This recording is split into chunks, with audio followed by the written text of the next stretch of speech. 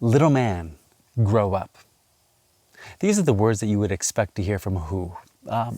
Maybe two people in an election debate. Maybe cutting down the other person. Little man, grow up. Who else might say that?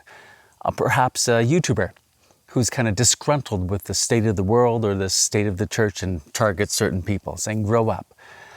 You wouldn't expect that to hear it from, let's say, your bishop in his next pastoral letter, little man, grow up. It just doesn't sound very pastoral, does it? But would you be surprised to know that a doctor of the church said that? St. Augustine. And it was re-echoed by St. Alphonsus Liguori, little man, grow up. Now, we need to have the context because otherwise we could consider it, perhaps an insult. But knowing the context and the reason for it being said, it's actually a word of love. In his book, Uniformity with God's Will, St. Alphonsus says that God wills our good in all things, even in hardship. And that we shouldn't fight against our hardship because God wants to purify us and sanctify us in and through our adversity.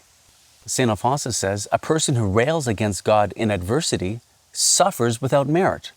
Moreover, by his lack of resignation, he adds to his punishment in the next life and experiences greater disquietude of mind in this life.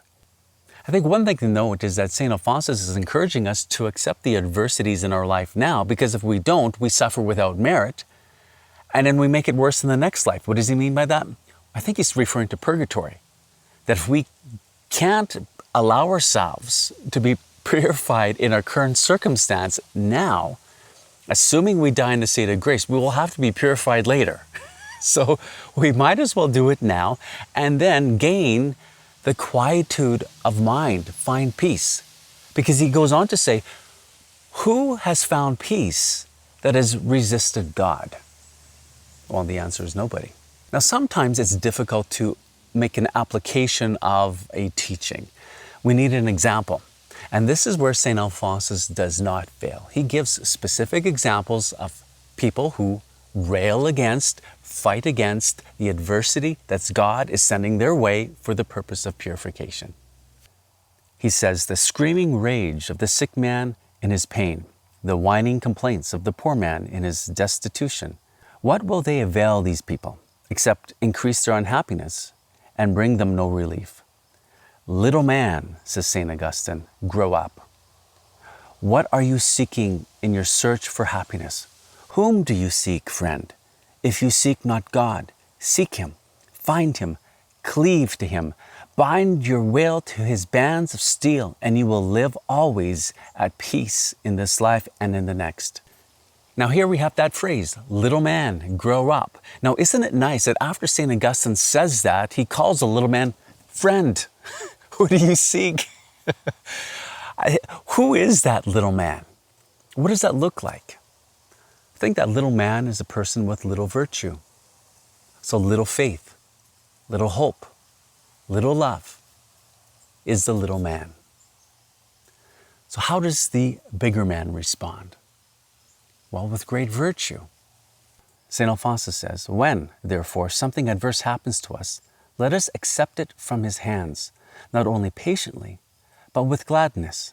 What greater consolation can come to a soul than to know that by patiently bearing some tribulation, it gives God the greatest pleasure in its power. A powerful statement there, that we can give God great pleasure. How? By accepting our trials, our adversities with patience and with gladness. And when we can do this, knowing that it gives great pleasure to God, that is our consolation.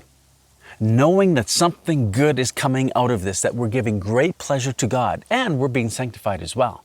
But how is it that we can find gladness in our adversities? Well, consider a track athlete training for the Olympics. When they're going through the pain of training, what are they thinking of? The hope of the glory of that gold. So then the pain of their training is their joy, because they have the hope of the glory of the gold.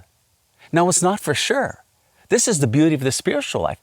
We know for sure that when we accept the pain and suffering in our life as coming from the hands of God patiently, and we offer it to God, we know that it's working.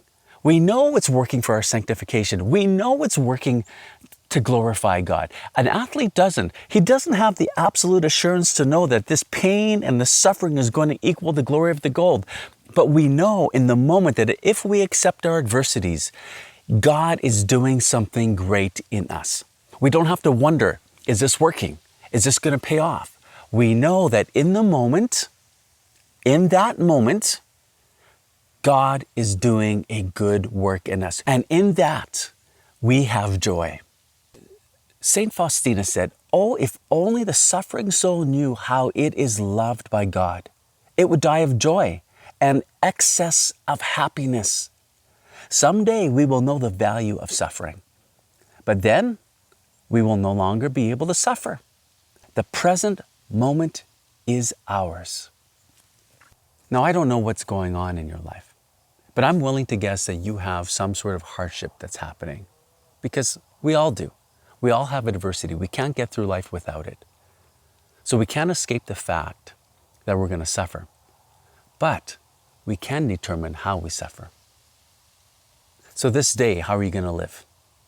Are you going to live like the little man who fights against what God has allowed in his life, loses the quietude of his mind?